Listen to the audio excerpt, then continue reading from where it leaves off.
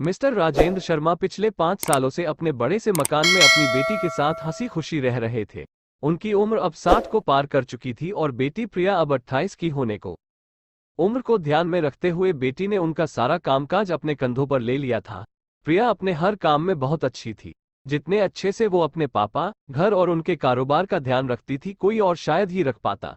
अगर राजेंद्र जी को कोई बेटा होता तो वह भी नहीं। इन बाप बेटी का रिश्ता बहुत ही प्यारा था। बिना बाबा के प्रिया को नहीं चलता और बिना प्रिया के उसके बाप का किसी काम में मन नहीं लगता। कभी कभी ऐसा लगता जैसे राजेंद्र जी प्रिया के बाप नहीं उसके बेटे हैं। प्रिया की हरकतें ही कुछ ऐसी थी। बाबा को सुबह जल्दी उठकर जबरदस्ती वॉकिंग के लिए भेजना हो या छोटे बच्चों को जैसे दवाइयां पिलाते हैं वैसे ही पापा की दवाइयां उन्हें खिलानी हो। प्रिया का बर्ताव अपने बाबा के साथ बिल्कुल वैसे ही था जैसे किसी माँ का अपने बच्चे के साथ होता है। प्रिया के बाबा भी कुछ कम नहीं थे। जब जब प्रिया उन्हें दवाई खाने के लिए देती तो आधी दवाई खाते और आधी छुपा लेते, लेकिन प्रिया के नजरों से बच नहीं पाते। फिर वो उनके सामने खड़ी होकर सारी दवाई उन्हें जबरदस्ती खिलाती। रात को प्रिया के सोने के बाद चुपके से किचन में जाकर फ्रिज से मिठाई चुराकर खाना। बाबा की ऐसी शरारतें भी प्रिया पकड़ लेती थी। पकड़े जाने पर बाबा पानी पीने का बहाना करते, लेकिन प्रिया उनको समझाती कि मिठाई आपके लिए हानिकारक है। बाबा को याद दिलाती कि पिछली बार उनका शुगर लेवल कितना बढ़ गया था।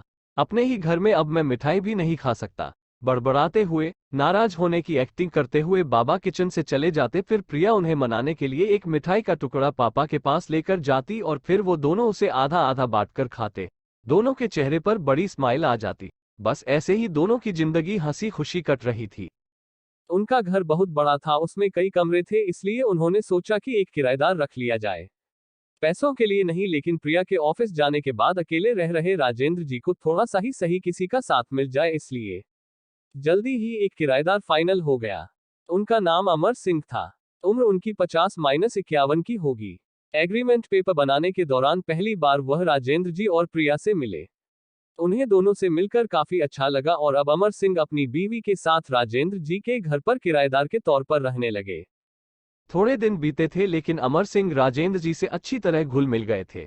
वो दोनों सुबह सुबह अब साथ में ही वॉकिंग के लिए जाया करते थे। कभी वो अमर सिंह के साथ तो कभी अमर सिंह और उनकी बीवी प्रिया और राजेंद्र जी के साथ डिनर किया करते।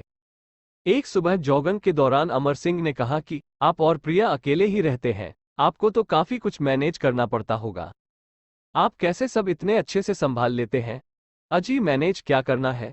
मेरी होशियार बेटी के लिए ये कुछ भी नहीं है। प्रिया सब इतने अच्छे से संभाल लेती है कि मुझे किसी बात की कोई चिंता ही नहीं है। राजेंद्र जी ने मुस्कुराते हुए कहा, हाँ वह तो ठीक है, लेकिन जब प्रिया ससुराल चली जाएगी तब आपके लिए ये सब मैनेज करना बड़ा मुश्किल हो जाएगा। आपका कोई बेटा भी तो नहीं है और आप अकेले ही इतने बड़े घर में रहते हैं। अमर सिंह ने अपना विचार बताते हुए कहा। राजेंद्र जी के चेहरे के हाव भाव बदल गए। वो अमर सिंह से कुछ कहना चाहते थे लेकिन नहीं कहा और बात बदलने के लिए उनसे पूछा, खैर वो सब जाने दीजिए, आपके कितने बच्चे हैं?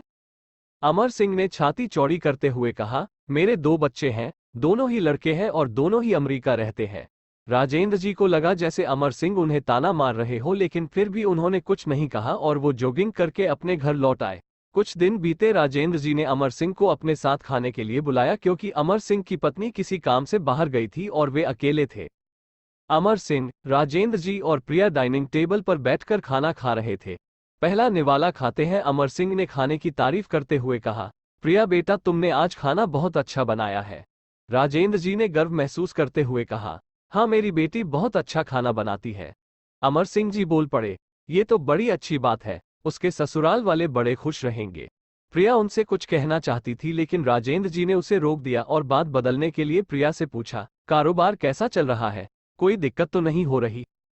प्रिया ने कारोबार की सारी जानकारी और स्थिति अपने पापा को बताई, जिसे अमर सिंह भी सुन रहे थे और वह प्रभावित होकर बोले, वाह प्रिया बेटा, मानना पड़ेगा जिस तरह से तुम सारा कारोबार संभाल रही हो। तुम राजेंद्र जी की बेटी नहीं बेटा हो बेटा। अब राजेंद्र जी से ना रहा गया, उन्होंने कहा, पता नहीं क्यों आप सभी लोग बेटी को बेटे के साथ कंपेयर करते हो। ऐसा एक भी काम या एक भी फील्ड बताइए जिसमें बेटियों ने अपना नाम ना बनाया हो। अरे आसमान में प्लेन उड़ाने से लेकर देश के सर्वोच्च पद पर बैठकर देश चलाने तक बेटियों ने हमेशा अपने आप को साबित किया है, लेकिन आप जैसे लोग अभी भी उनकी तुलना बेटों से ही करते रहोगे। होते होंगे बेटे सबके लिए ज्यादा इंपॉर्टेंट, मेरे लिए तो मेरी बेटी ही सबसे बढ़कर है और मैं ये फख्र से कह सकता हूँ जो मेरी इस बेटी ने मेरे लिए किया है। जितना प्यार मुझे दिया है उतना दुनिया का कोई भी बेटा नहीं दे सकता। चलिए मैं आपसे ही पूछता हूँ, आपके 2 बेटे हैं ना? बताइए वो साल में आपसे कितनी बार मिलने आते हैं? अमर सिंह जी, दुनिया बदल चुकी है, अब आप भी बदल जाइए। बेटी को बेटी ही रहने दीजिए, उसे बेटा बनाने की कोशिश मत कीजिए। आप जब भी किसी बेटी का सम्मान करेंगे तो एक बेटी की तरह ही करना, ऐसा कभी मत कहना कि तुम बेटी नहीं बेटा हो।